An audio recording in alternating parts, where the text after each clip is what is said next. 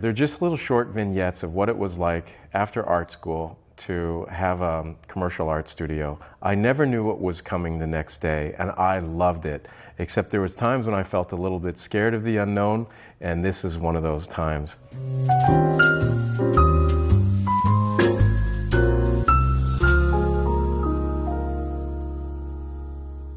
I was working in my studio. I hear a knock at the door. I'm thinking, I'm not expecting anybody.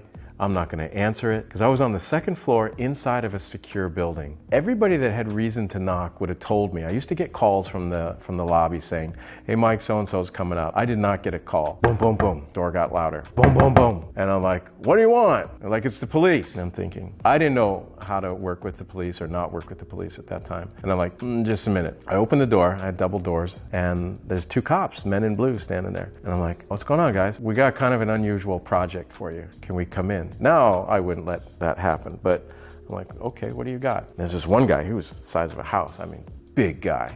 And the other buddy was a little more slender, but they were tough Chicago guys. And he said, and I won't know if I get the ranks right or not. He said, my buddy John here is getting promoted, and he wants to have his badge here, which he has to turn in. He wants that badge to be put on his coffee mug. So can you make a mold of the badge, translate it into porcelain so he can connect this? I think it probably was a sketchy request, but I said, sure, no problem. And he said, well, we got to do it right now, because I can't let go of the badge. And I'm like, oh, right now.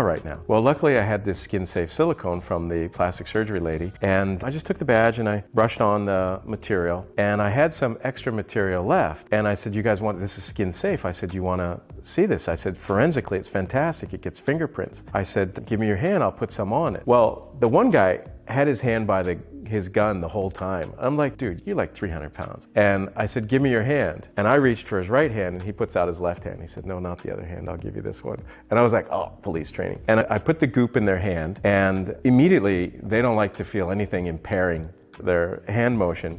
But I said, look, just, come on, we're the only ones here, just wait it out. And when it set and I peeled it off, they were like, this is fantastic. This is, your fingerprint stuff here, this is great. And then they loosened up, and it was more playful. And I don't know, I charged him like $100 or something like that. And he wrote a check and he left, and he said, I'll be by to pick it up in a couple days. And that was that. But I was nervous why the police were there, because at that time, I was not announcing that I had a business anywhere. And I thought, oh my God, how does Chicago work? I was scared. So I was scared of nothing, and it turned into this quirky project for this police officer.